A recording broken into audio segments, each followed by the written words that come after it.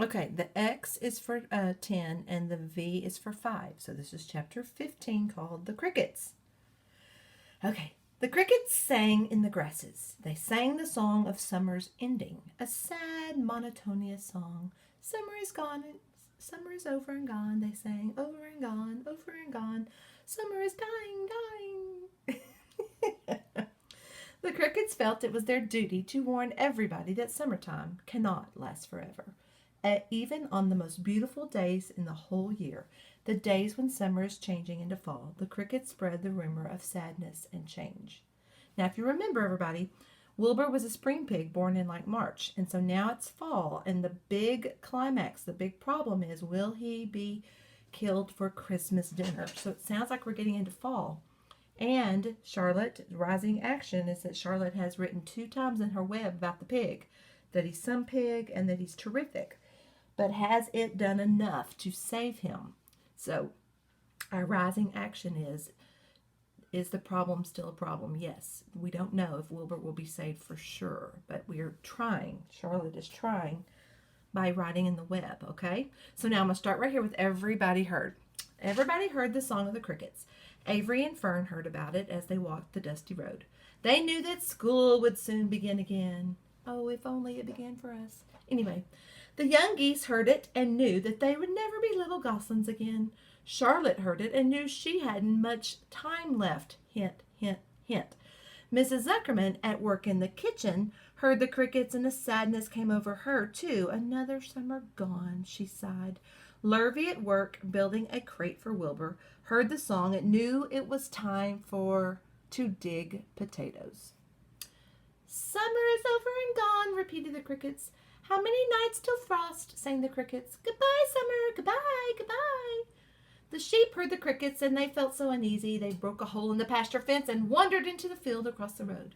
The gander discovered a hole and led his family through, and they walked to the orchard and ate apples that were lying on the ground. A little maple tree in the swamp heard the cricket song and turned bright red with anxiety. That is a beautiful example of personification, because can a tree have anxiety? Can a tree turn red by the leaves changing? Yes, but that is a beautiful example of personification. Look right there. A little maple tree in the swamp heard, one, trees don't have ears, the cricket song, and crickets don't really sing, they chirp. And then it turned red bright with anxiety. It turns bright with the changing of fall, but not because of anxiety. Love that. Anyway, Wilbur was now the center of attraction on the farm. Good food and regular hours were showing results. Wilbur was a pig any man would be proud of. One day, more than 100 people came to stand at his yard and admire him. Charlotte had written the word radiant, so there's the third word. And Wilbur really looked radiant as he stood in the golden sunlight.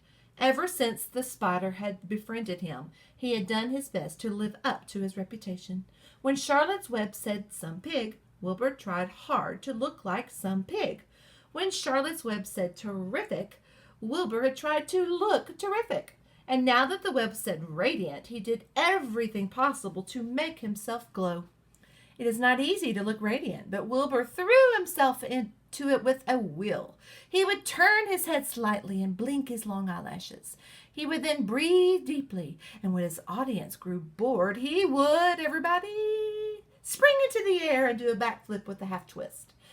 At this, the crowd would yell and cheer. How's that for a pig? Mr. Zuckerman would ask. Well pleased with himself, the pig is radiant. Some of Wilbur's friends in the barn worried for fear all this attention would go to his head and make him stuck up, but it never did. Wilbur was modest, which means he's a little shy. Fame did not spoil him. He still worried some about the future, as he could hardly believe that a mere spider would be able to save his life. Sometimes at night, he would have a bad dream, and he would dream that men were coming to get him with knives and guns. But that was only in the dream. In the daytime, Wilbur usually felt happy and confident. No pig ever had truer what? Friends. Good theme. He realized that friendship, oh yeah, is one of the most satisfying things in the world. Good theme.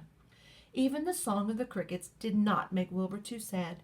He knew it was almost time for the county fair, and he was looking forward to the trip. It could distinguish himself at the fair and maybe win some prize money. He was sure Zuckerman would let him live.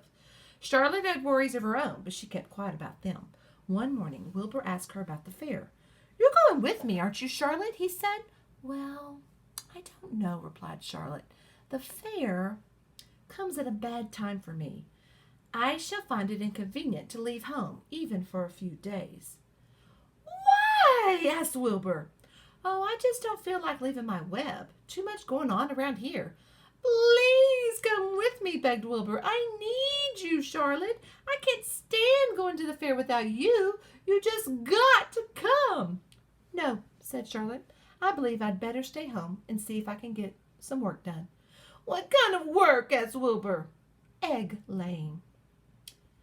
It's time I made an egg sack and filled it with eggs." "I didn't know you could lay eggs," said Wilbur in amazement. "Oh, sure," said the spider. "I'm versatile." What does versatile mean? "What does versatile mean? Full of eggs?" asked Wilbur. "Certainly not," said Charlotte. "Versatile means I can turn with ease from one thing to another. It means I don't have to limit my activities to spinning and trapping and stunts like that." "Why don't you come with me to the fairgrounds and lay your eggs there?" pleaded Wilbur. "It would be wonderful fun." Charlotte gave her web a twitch and moodily watched its sway. "I'm afraid not," she said. "You don't know how the first thing about egg laying. Wilbur, I can't arrange my family duties to suit the management of the county fair. When I get ready to lay eggs, I have to lay eggs, fair or no fair. However, I don't want you to worry about it. You might lose weight.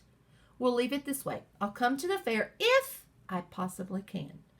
"Oh, good," said Wilbur. "I knew you wouldn't forsake me just when I need you most." All that day Wilbur stayed inside, taking life easy in the straw. Charlotte rested and ate a grasshopper. She knew that she wouldn't help Wilbur much longer. There's another hint. In a few days she would have to drop everything and build the beautiful little sack that would hold her eggs.